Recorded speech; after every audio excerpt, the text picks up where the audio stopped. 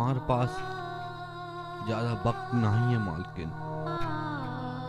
हमारी बेटी भूख से तड़पत होगी। हो सके तो एक कटोरा दूध दे दो। कुंती, घर में जितना दूध है सब विरजू को दे दो। इसकी बच्ची भूख से रो रही होगी। बड़ी अजीब बात है दीदी। क्या बात है कुंती? लगता है विरजू तेरी बेटी की भी किस्मत अच्छी नहीं है। और दीदी, आज घर में एक गिलास दूध था, वो मैंने आपको दे दिया। अच्छा मालकिन, जावत है। रुको विरजू,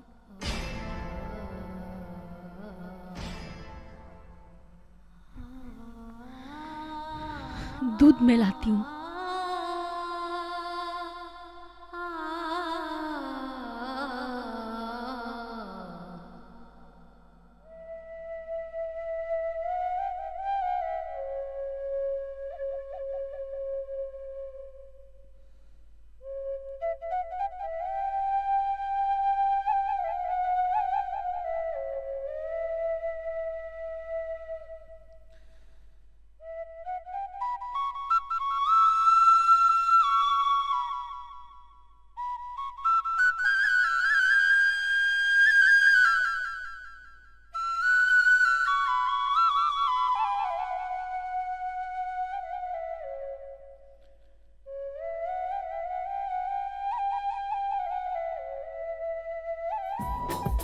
दामन सोना आंगन सोना, दिल शमशान का बना नमूना।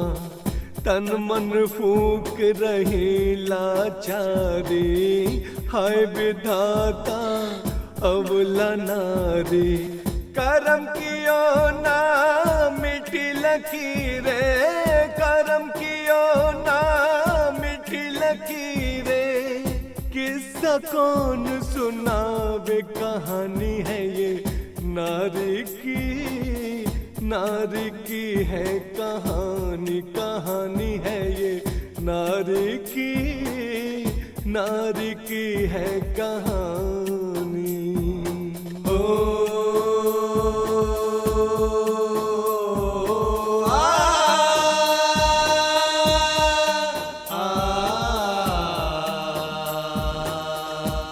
कुछ भी नहीं कर पाई मैं अपनी बेटियों के लिए, कुछ भी नहीं कर पाई। शायद मेरे आंचल के इस दूध से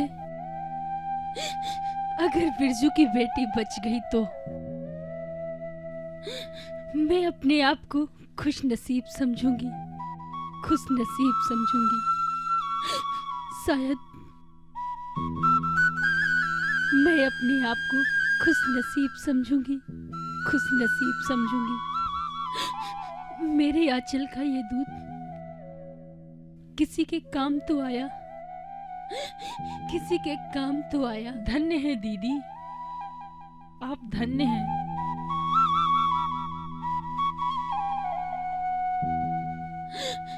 हम धन्य नहीं हैं कुंती, हम धन्य नहीं हैं। धन्य तो वो बेटी जिसके माँ बाप उसकी एक एक चीख पर बिलखते हो, एक एक चीख पर बिलखते हो। और धन्य तो वो माँ है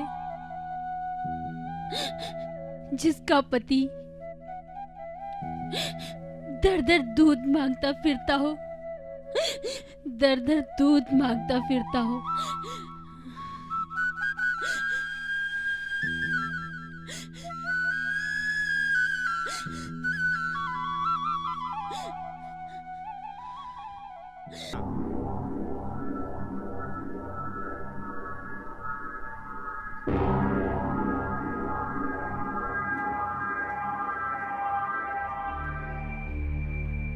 ऐसा नहीं लगता जालिम भाई कई महीनों से कि इन बाबाओं का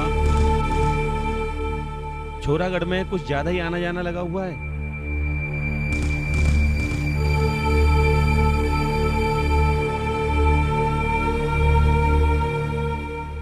अरे आते होंगे यार, हमें क्या। तुम भी ना यार काले पंडित, कौन कौन सी बेकार की बातें लेके बैठ गए। अरे नहीं जालिम भाई, मैं कुछ सोच समझ कर ही कह रहा हूँ। अरे इसमें सोचना समझना क्या है। ये लोग अपना आते हैं और आटा चावल मांग के चले जाते हैं। वो तो सब ठीक है, लेकिन ये लोग अक्सर औरतों से बेटा और बेटियों के बारे में बातें करते हैं। अच्छा, चलो देखते हैं।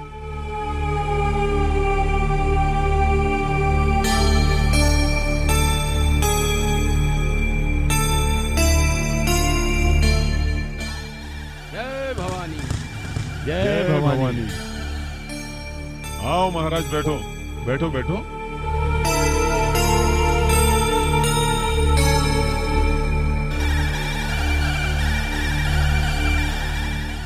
सुना था ठाकुर साहब के यहाँ। क्या सुना था? यही क्या आपके यहाँ बेटी का जन्म हुआ था और वो मरी हुई पैदा हुई थी। यह तो कुदरत की मर्जी है, लेकिन ये दुर्भाग्य है कि छोड़ागढ़ जिसके भी यहाँ बेटी होती है वो मरने के बाद ही जन्म लेती है। चिंता मत कीजिए ठाकुर साहब, समय का चक्र है, चलता रहता है, चलता रहता है। पता नहीं कब वक्त बदल जाए। बहुत बड़ा दुर्भाग्य है ठाकुर साहब, बहुत बड़ा दुर्भाग्य है। आप इस विषय पर सहानुभूति न दिखाएं तो ही आपके लिए अच्छा है। अब अपने मांगने का काम पूरा कीजिए और अपने आश्रम की राह पकड़िए, समझे?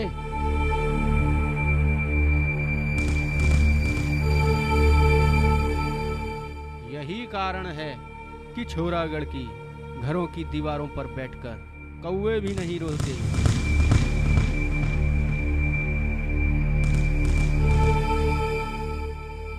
संभल जाओ पंडित जी, संभल जाओ। समय का पहिया घूम रहा है, अब वक्त बदलने में ज्यादा वक्त नहीं लगेगा।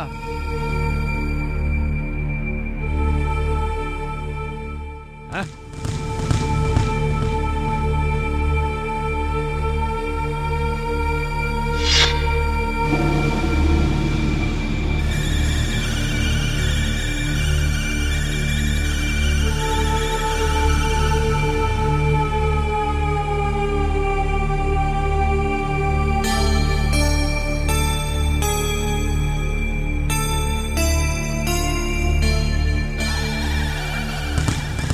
हाँ, क्या? मेरी कुछ समझ में नहीं आया।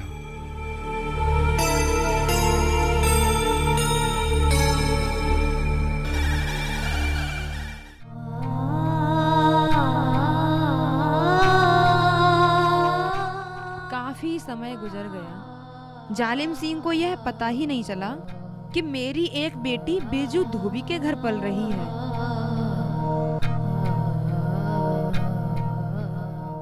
दादी जी, आपने शुरू में किसी ममता जी का नाम लिया था, उनके साथ क्या हुआ?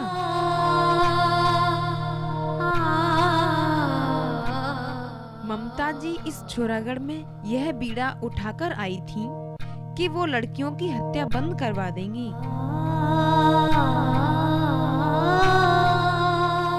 लेकिन यह जानते हुए भी कि छोरागढ़ के लोग जन्म के तुरंत बाद मार देते हैं,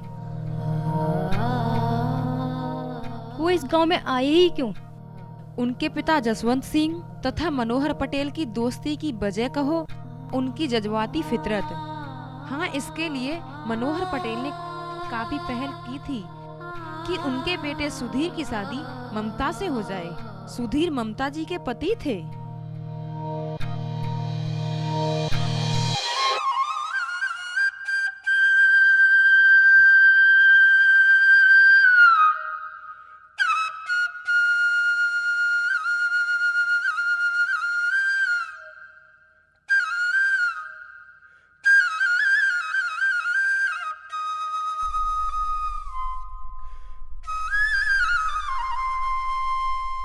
मैं धर्मपुर जाने की सोच रहा हूँ। धर्मपुर? क्यों, कुछ काम है क्या? मैंने सुना है जसवंत सिंह की लड़की बीटीसी की पढ़ाई पूरी करके घर वापस आ गई है। बीटीसी ये क्या होती है? अरे भगवान, ये ट्रेनिंग होती है मास्टरी की। अब वो अपने ही गांव के प्राथमिक विद्यालय में अध्यापिका हो जाएगी।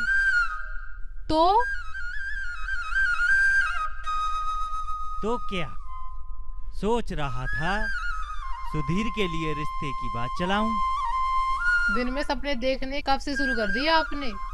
अरे इसमें सपने की क्या बात है, जसवंत तो हमारा पुराना दोस्त है, हमेशा आना जाना रहा है। अब जाकर कुछ दिनों से आना जाना कम हो गया। मैं जसवंत सिंह को भी जानती हूँ और उनकी पत्नी सरोज को भी। मैं ये कब कह रहा हूँ कि तुम नहीं जानती? जब सरोज की बेटी अध्यापिका है तो वह आपके किसान बेटे से शादी क्यों करेगी? बात चलाने में क्या जाता है, हो सकता है। कुछ नहीं हो सकता, वो लोग शिक्षित परिवार से हैं। और कौन माँ चाहेगी कि वो अपनी बेटी को ऐसे गांव में ब्याहे जहां बेटी को जन्म के तुरंत बाद मार देते हैं। तुम तो सुनने से पहले ही जज्बाती हो जाती हो। जसवंत कहना नहीं मानेगा, घर तो आने देगा।